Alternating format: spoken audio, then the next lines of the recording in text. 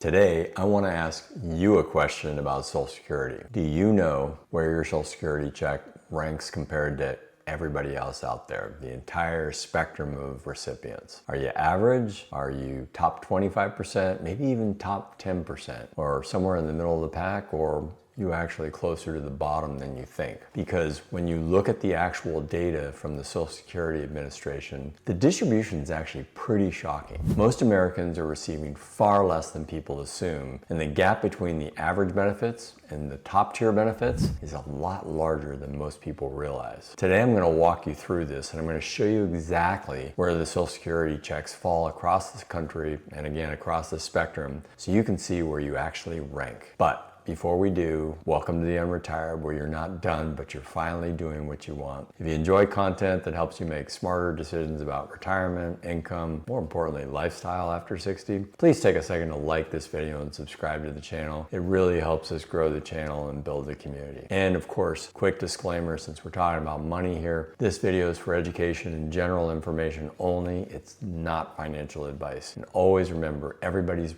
retirement situation and their numbers are so different. And make sure you run your own numbers. If you can, consult with a qualified financial planner. Now, let's start with something that most people totally misunderstand. When you hear about Social Security benefits, you often see the average monthly check reported in the news. And as of early 2026, the average Social Security retirement benefit was roughly $2,071 per month. That's $2,071 per month. And that sounds useful, but averages can be very misleading. And to demonstrate what I mean, let's say if Bill Gates walks into a bar where everybody else is worth $50,000, the average net worth in the room suddenly becomes billions because of Bill. But obviously this doesn't reflect reality. It's just that you've got one of the richest people in the world, a multi-billionaire in the bar with you. And that's going to skew the averages. And the same thing happens with Social Security. The average number it doesn't tell you how the benefits are distributed across millions of retirees. And what really matters is the distribution, how benefits are spread across the entire population. And once you look at the distribution, you start to see a much clearer picture of how most Americans actually live in retirement. So when we analyze Social Security data, one thing becomes immediately clear. The majority of retirees fall into a fairly narrow range. In other words, more than half of all retirees receive somewhere between $1,100 a month and $2,400 a month. So that's $1,100 a month and $2,400 a month. And that's the middle of the distribution. And that's where most people live. And that surprises people because, as I said, the headlines often focus on the maximum Social Security benefit, which can be over $5,000 a month. Or people hear from their friends who had really high incomes and assume those numbers are normal. But I can tell you they're not. Most Americans are clustered in that kind of middle band around $2,000 per month. And that's where things get really interesting. So instead of just looking at the averages, we can look at percentiles, essentially a ranking system that kind of tells you where your benefit falls compared to everybody else. Think of it like a scoreboard. On one end of the distribution, if your benefit is under about, let's say, $900 a month, you're roughly in the bottom 10% of Social Security recipients. If your benefit, let's say, is around $1,200 a month, you're roughly around the 20th percentile. And the median benefit, which is the true, like literally middle of the pack, it's about $1,900 a month, $1,900. And that's the median, and that means that half of retirees are going to receive less than that, and half are going to receive more than that. And once you get past that level, you start entering the higher tiers. So let's say if your Social Security check is around $2,600 a month, you're already roughly in the top 25 percentile of all recipients. And if you're receiving $3,200 per month or more, you're in roughly the top 10%. And if you go even further, if you're at $3,700 a month, $3,700, you're roughly in the top 5%. Yet, that's not even the farthest out on the distribution. If you're receiving around $4,700 a month, $4,700 a month, you're approaching the top 1% of all Social Security beneficiaries. And that's where the surprising realization happens. If your Social Security benefit is around $3,000 a month, you're not average. You're actually close to the top tier. And many people have no idea where they stand and they get frustrated by that. And at this point, I'm actually kind of curious to ask you, before watching this video, where did you think your Social Security benefit fell on that scale? Were you in the middle, the top 25%? The bottom 25%, maybe even the top 10%. Drop your monthly benefit, or at least your expectation of it, your estimated benefits, in the comments below. I read every comment, and your responses often help other viewers understand what real retirement numbers look like and let them know that they're not alone. Now, the next logical question is this: why does the distribution actually look like this? Why is there such a big cluster in the middle and such a slow taper as you move towards kind of like the higher and lower benefits on either side of the distribution? Well, that answer lies in how Social Security was actually designed to begin with. The Social Security formula is progressive, and that means it's designed to replace a larger percentage of income for lower earners than it does for higher earners. So if you've earned relatively modest wages throughout your career, Social Security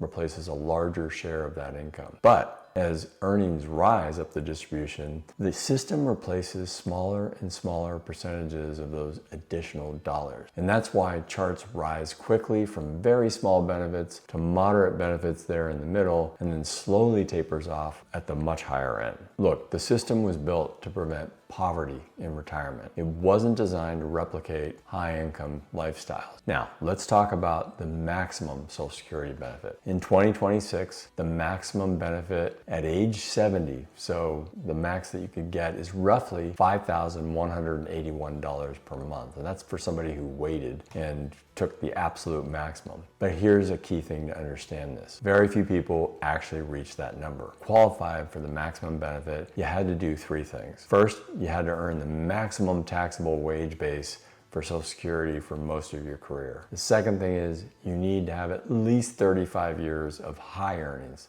not just any earnings, but high earnings. And third, you had to delay claiming until age 70, and that's a big deal. And that combination of three things is actually very rare, which is why the top distribution has so few people. Now, if you're still working and you haven't begun claiming your Social Security yet, there are a few levers that can increase that benefit before you get there. The first thing is, and this is the most powerful, is when you claim your benefit. We talk about this all the time on the channel, whether to take it at 60 or 62. As I said, you could start as early as 62, but if your full retirement age is 67 and you claim at 62, you're only going to receive about 70% of your full benefit. If you delay past your full retirement age, again, which is usually 67, your benefit's going to increase by roughly 8% a year until you're age 70. So somebody who waits from 67 to 70 is going to receive roughly about 124% of their full benefit at the FRA, full retirement age of 67. That's a pretty meaningful difference. The second lever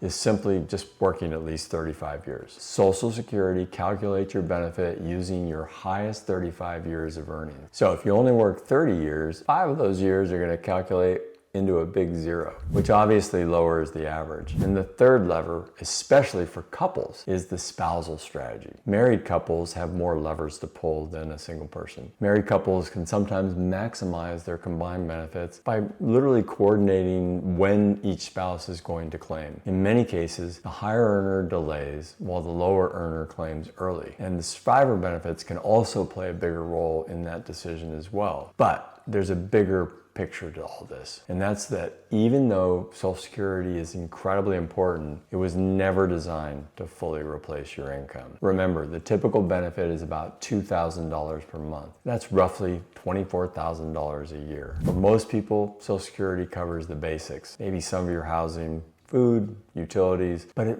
rarely funds the lifestyle that people imagine for retirement, which is why planning the rest of your retirement income is just so important. Think of Social Security as a supplement to your retirement nest egg and your retirement income plans. All right, if you found this helpful so far, please take a second to like this video and subscribe to the UnRetired. And don't forget to turn on notifications so you don't miss our future episodes. We cover Social Security, retirement income strategies, and non-monetary things as well about how to design a life that you actually enjoy after your working ends. So, as I said at the beginning, I'm curious, where does your Social Security check rank amongst the data that we just showed? Are you kind of in that fat middle along with everybody else? Or are you lucky? Are you in the top 25%? Or not so lucky in the bottom 25%? Or are you one of the lucky few who's in the top 10%? Wherever you are, I wish you the best, and remember, you're not done, but you're finally doing what you want.